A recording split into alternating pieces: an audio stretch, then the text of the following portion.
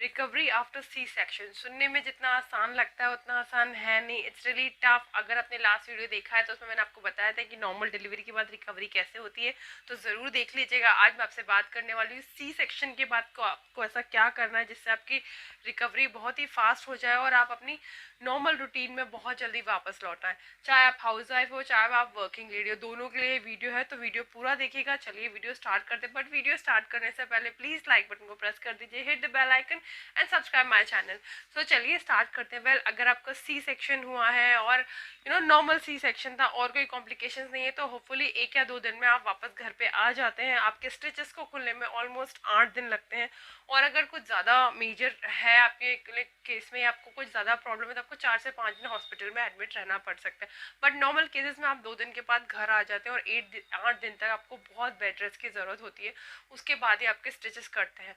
तो इस मीनवाइल आपको ये सब चीज़ों में क्या क्या करना है। जैसे आप घर पे आते हैं, सबसे पहली बात, आप ये बिल्कुल मत सोचिए कि अब आपका सी सेक्शन हो गया तो आपको पूरे टाइम बेड रेस्ट पे ही रहना है। नहीं, आप बिल्कुल माइल्ड बहुत स्लोली वॉक करिएगा। बिकॉज आप यकीन नहीं करेंगे, जब मेरा डिलीवरी हुआ था तो डॉक्टर ने मुझे विद इन 24 आवर्स उठ के वॉक करने के लिए बोल दिया था, क्योंकि आप वॉक करेंगे आपकी बॉडी मूव करेगी तो आपको उतना ज़्यादा अच्छा रहेगा। पर ये नहीं कि बहुत तेज़, बहुत हल्की से बेड पे से उठ के 3-4 स्टेप्स ले लिए फिर बैठ गए।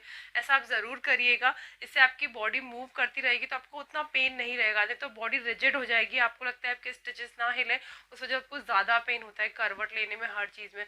अगर आपको सर्दी जुकाम है तो प्लीज़ प्लीज़ आप नॉर्मल सा जो बेल्ट होता है बैक पे, वो कमर वाला, वो आप हल्के से बांध सकते हैं। या जब भी स्नीज करें या खांसते वक्त अपना पेट को आप पकड़ सकते हैं, हल्का सा सपोर्ट दे दे, ताकि उससे आपके स्टिचेस को दिक्कत ना। क्योंकि मुझे ये एलर्जी का प्रॉब्लम था तो मैंने ये चीज़ बहुत फेस करी थी, इसलिए आपको मैं छोटा सा टिप दे रही हूँ चीज़ का। चलिए अब बताती हूँ कि सी सेक्शन में नॉर्मल डिलीवरी हम 40 दिन तक रेस्ट करते हैं तो हम ठीक हो जाते हैं, हम वापस अपने काम पे लौट जाते हैं। बट जो सी सेक्शन की रिकवरी होती है, स्टिचेस की रिकवरी होने में minimum 3 months, maximum 18th month का टाइम होता है। जब हम लोग अगर सेकंड बेबी प्लान करते हैं तो वो एटलीस्ट 18th मंथ आप मान के चलिए कि पूरा हीलिंग होने में 18 मंथ लग जाते हैं। बट 3 महीने के बाद में आप नॉर्मली अपना काम वापस शुरू कर सकते हैं। इसमें आपको जो सबसे ज़्यादा, मैंने आपको पहले भी बताया था लास्ट वीडियो में, कि आपको आराम बहुत ज़्यादा करना है। चाहे आपकी नॉर्मल है चाहे सी सेक्शन है, बेबी को पैदा करना कोई जंग से कम नहीं होता है। चाहे आपकी कोई भी डिलीवरी है, वॉट एवर इट इज़।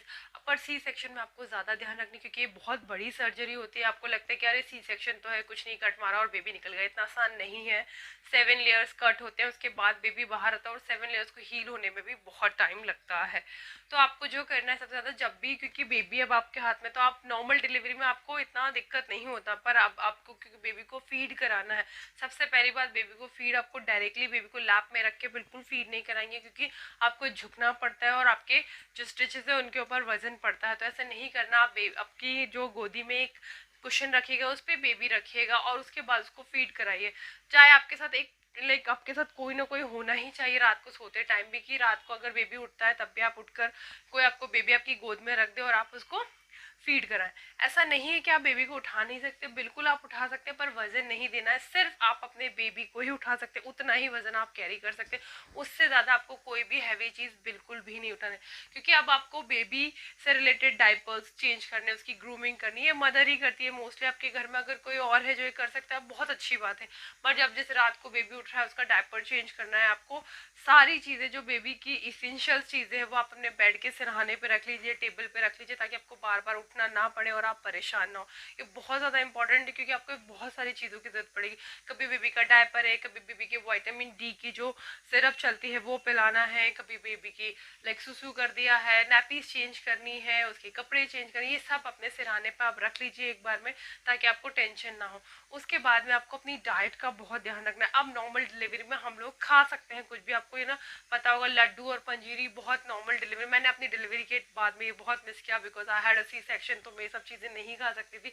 हम लोग घी का और ज़्यादा ऑयली खाना नहीं खा सकते, बिकॉज हमारे स्टिचेस हील हो रहे होते हैं।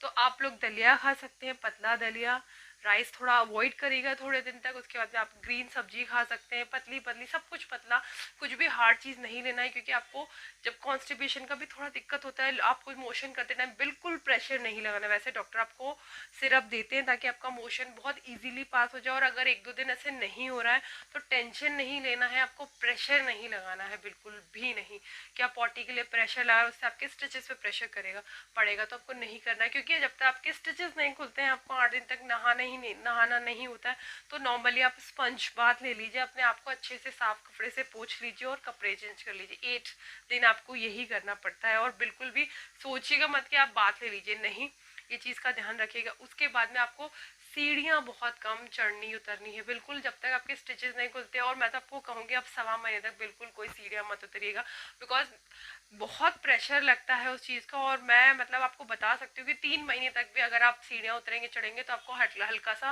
पेन उस पेट में फील होने वाला है, थोड़ा थोड़ा। और ये नॉर्मल है, धीरे धीरे रहते रहते ये जाएगा, एकदम से नहीं जाएगा।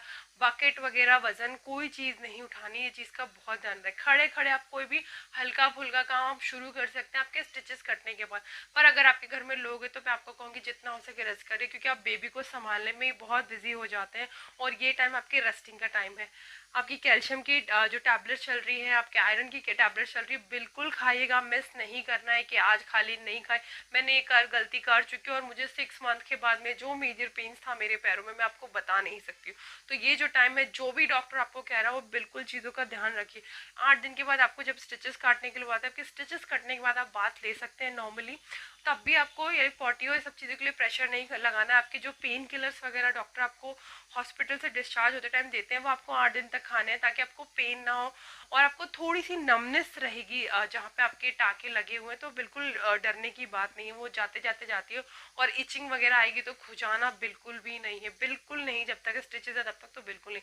और उसके बाद भी नेल्स बिल्कुल नहीं लगाने, इन्फेक्शन हो सकता है वहाँ पे, ये चीज़ों का आपको बहुत ध्यान रखना है। और सी सेक्शन के बाद में जब भी डॉक्टर आपको विजिट के लिए बुलाए, एक बार 15 दिन बाद बुलाते हैं आपके स्टिचेस कटने का, फिर 1.5 महीने बाद आपके स्टिचेस देखते हैं कि सब नॉर्मल है या नहीं, क्योंकि स्टिचेस में कभी कभी पस भी पड़ जाता है। तो इस चीज़ों का आपको बहुत ध्यान रखना है कि उसमें पानी तो नहीं निकल रहा है, पस तो नहीं निकल रहा है, ये सब चीज़ों का ध्यान रखना है। ये सारी चीज़ें आपको सी सेक्शन में हीलिंग में बहुत हेल्प करेगी आपके स्टिचेस में। खट्टा बिल्कुल मत खाइएगा, ये सारी चीज़ों का ध्यान रखना। और धीरे धीरे रहते रहते आपके टमी का जो पेन है वो जाते जाते जाएगा, एकदम से नहीं। आप इस चीज़ को लेके बिल्कुल स्ट्रेस आउट मत हुए कि हमारा पेट नहीं कम हुआ है, बिकॉज पेट कम होने में बहुत टाइम लगता है। आप ये सोच रहे हैं कि बेबी निकल गया है, अभी भी हमारा टमी कम नहीं हुआ, नहीं होगा। मेरी डॉक्टर ने बोला था कि पेट बढ़ने में 9 मंथ्स लगते हैं, तो वो धीरे धीरे ही रिड्यूस होगा। एक्सरसाइज आपको अभी नहीं शुरू करनी है, it will take time. Massage भी नहीं करवानी है, आप 21 दिन के बाद में मसाज हाथ और पैरों की करवा सकते हैं, टमी वाला एरिया आपको नहीं अभी टच करना है। 3-4 महीने बाद आप फिर फुल बॉडी मसाज ले सकते हैं, तो ज़्यादा अच्छा रहेगा। क्योंकि मैं आपको बता रही हूँ, पेट में मसाज वाली जो आंटीज होती है वो बहुत प्रेशर के साथ मसाज करती है, और आपका टमी अभी वो प्रेशर नहीं ले सकता। हाथ पैरों के आप मसाज करवा सकते हैं।